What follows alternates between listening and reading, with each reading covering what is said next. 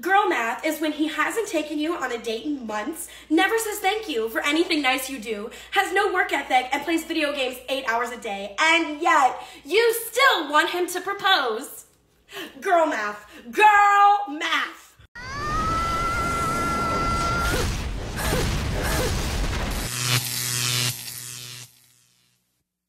Welcome to The Wall. In today's video, we will see why modern women are angry because men prefer to date women who are not in their 30s or older. They want to date younger women. We will explore the reasons for this, as one woman claims that men are not being fair. We want to invite you to smash that like button. Let's support the movement. Subscribe to the channel. That's the only contribution we ask from you. Add your grain of sand to the movement and share your experience in the comments for any man who needs it. Without further ado, let's get started. So I had a guy troll my video the other day, and this is what he said. Spoiler alert, all the women who are deferring being with who they got will be gravely disappointed in your 30s as your looks go way south.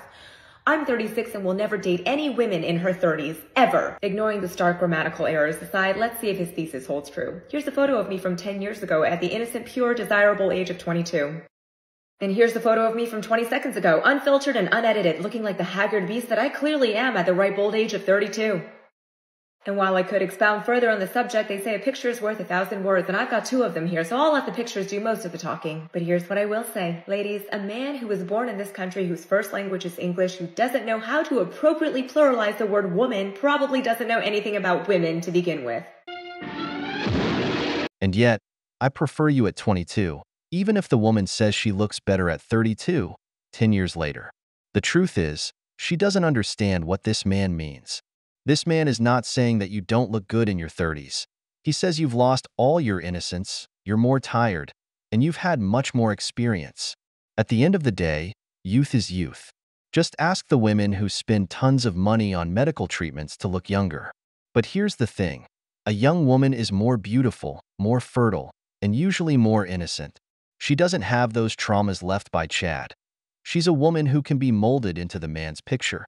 But a 32-year-old woman who has gone through several love disappointments, who blames men for everything bad that happens to her, who doesn't take responsibility for anything.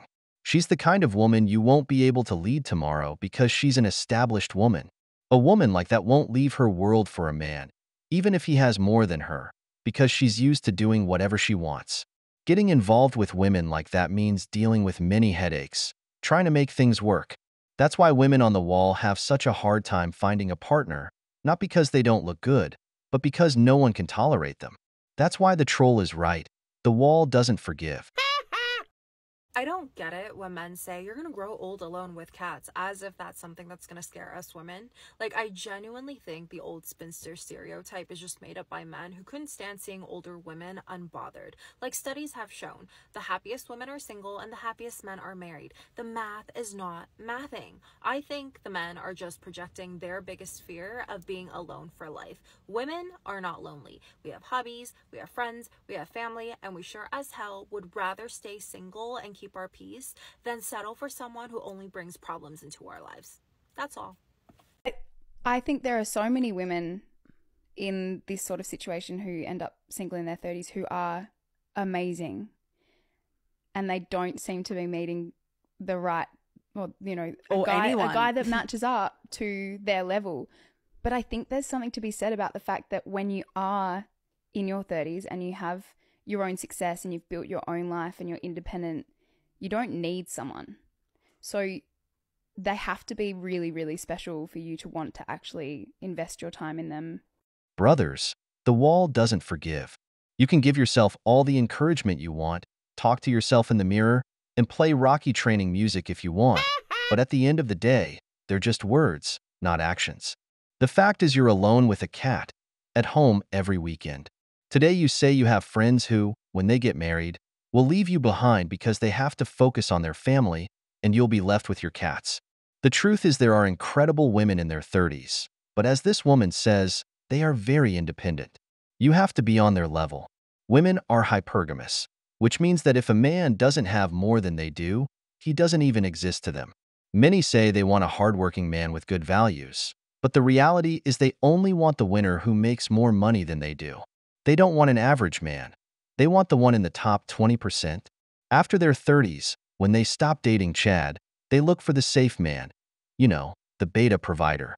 This man offers long-term financial security and will be their retirement plan, giving them the ring. This man interests them only for financial reasons, you know, someone above their level. But do you think it's fair to work your whole life only to end up being the retirement plan for a woman who spent her life on the carousel being strong and independent? Why are the most loyal and boyfriend material guys single? This is what I constantly hear from other girls, and I have the answer. I think it all stems that women are programmed to see the ideal man as weak, beta, or sus. And that is why they always fall for the guy that cold approaches them and uses some cheesy, corny pickup line. But then they're surprised when 3 months later they got cheated on. I really think we need to stop romanticizing players and romanticize guys that are nervous to talk to women. Hear me out. I'm talking about the guys who overthink and do not want to cold approach a girl because they do not want to come across as a creep. And girls just don't get it. They're always like, shoot your shot. Like, the worst she can say is no. No, ladies, that is not the worst she can say. Trust me. You see, most guys can easily hold a conversation, but they're afraid to start it. It should be seen as cute or endearing when a guy is nervous to talk to you. He's fidgeting. He's not making direct eye contact all the time, or maybe stepping back and giving you space. Oh, and side note, you're not going to find these guys at the clubs or parties. They're at home. I'm getting ready to go on a date with a guy that I used to kind of talk to, and I am a little nervous to say the least because I definitely really liked him, and things just last time, the way they ended was definitely my fault. It wasn't anything bad on either part, just it was what it was. So we're gonna We're going to have a little cocktail to calm the nerves first. This is not exactly little, but my version of little. So cheers, some prayers. It's simple. The beta man, as you say, doesn't generate emotions for you like Chad does. A man who brings nothing to the table except his seed. This man creates a roller coaster of emotions for you, which is why, when you run out of options in your 30s, after dating Chads who repeatedly cheat or leave you for someone else, you change your mind and go for the simps. As I said, these nice guys become shy, or like the other drunk woman who said she would go out with a guy she used to talk to and really liked, but he was a Chad who didn't pay attention to her. She was nervous about going out with him and even showed up drunk. You can imagine who will get the action that night, right? I've always said that genuine interest is non-negotiable. She says it's better to pay attention to the shy guy, but usually, women like to be wooed. For the man to be masculine and unafraid of rejection. These simps come to women in droves, trying to woo them, and they always end up last. So don't tell us now that in your 30s, you find them attractive. The truth is, you want a beta provider, and what better than a simp for that stage of life?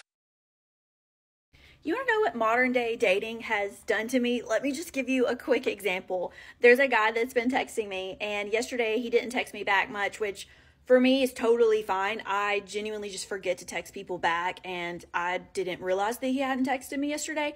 But he texted me this morning, and he was like, sorry, I was under the weather. I was like in and out of sleep yesterday, but I'm feeling a lot better today. Like, what are you doing today? Blah, blah, blah, blah.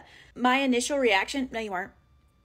No, you weren't sick. So don't use that excuse. Just tell me you were with another girl. That's fine. I don't care. Just be honest. Like, you weren't sick. Why is that my first reaction?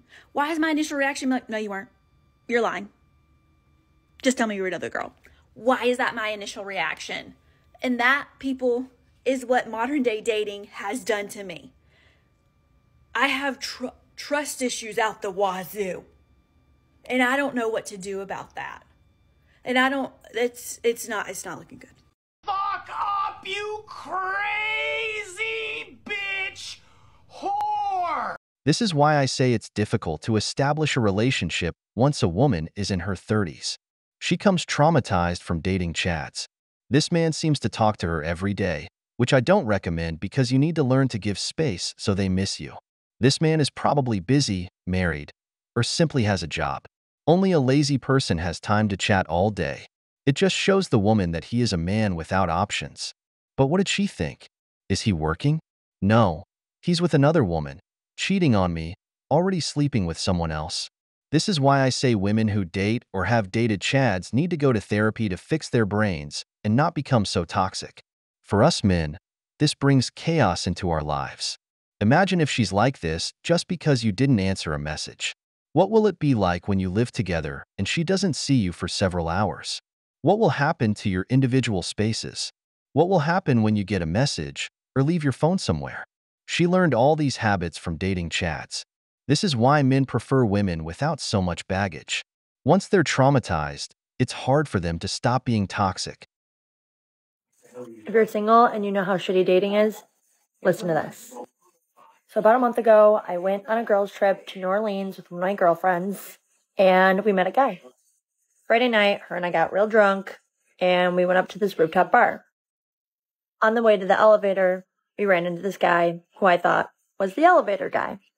We get to the roof. Turns out he was just a patron. Ran into him on the balcony, and we started chatting a little bit more. Found out he was from New Orleans, in town visiting, but currently resides in Denver. So I ask him how long he's in town for. He says till the end of the week. He's about to leave. I say, let me get your number in case we need any recommendations on places to go or anything like that. Saturday night rolls around. That was on Friday night that I met him. And he texted me at like 9:30 and was like, hey, what are you girls up to? We were at the Four Seasons having some oysters, and he was actually across the street at the casino. He said, meet me here. We'll go out if you're interested. Naturally, we decided to meet him out. He ends up taking us to all over the city, drives us everywhere. We have a great time, different bands, music, venues, things like that. It goes well. So my friend got really drunk the night before, and she goes, it's like 2 o'clock. I'm going to go back. We take her back to the hotel, and I look at him and I say, are you still going to go out? And he said, yes, I am. I said, all right, cool. I'm going to come with you. We go to like this divey shithole DJ type place. It's pretty cool. Have a great time. And then he kissed me. Okay. Okay, sir. Regardless, we had a blast. Drove me back to the hotel. And we said goodbye. That was it. Sunday rolls around. He calls me at like 1 o'clock and goes, what are you guys doing today? We didn't really know. He goes, okay, cool. I'll pick you up. I'm going to go to this beer and wine garden if you want to come. I'll just scoop you. So we're like, okay, cool. Me and my friend look at each other and we go, all right, this guy's coming to pick us up. Let's go. Later in the night, we basically tag along with him, go to a bunch of different bars. Again, take my friend back earlier in the evening, and then him and I proceed to go out, just the two of us. Him and I are at a dive bar. Love a good dive bar. And he looks at me and goes, I like you. Do you, sir? How could you not like this gorgeous face? So I'm like, okay, I like you too. Yeah, totally liked him. Great time, great guy, all good vibes. Ever since the trip, we've been now talking every day. And in 16 hours, I'm flying to Denver to go and see him. So follow me because I'm going to document the whole trip. Oh my God, who the hell cares? Chad has it easy, brothers.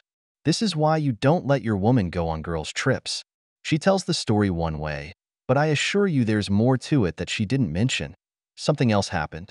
A woman drinking out of town with a man she finds attractive for 2 nights in a row?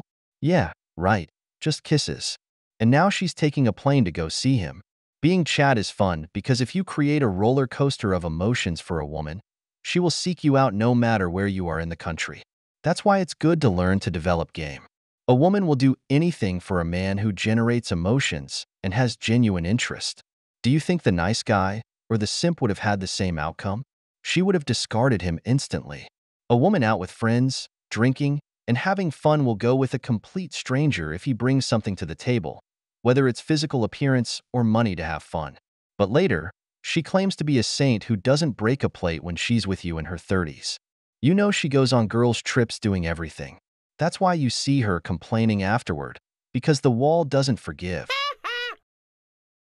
We've reached the end of the video, but before we go, the questions are for you. What do you think about this woman on the girls' trip? Do you really believe nothing more than a kiss happened? Why do you think men don't want to date women in their 30s? If you enjoyed the video, make sure to give it a thumbs up, subscribe to the channel, and hit the notification bell. Your support means the world to us and motivates us to create more content. Stay tuned for the next exciting video from the wall.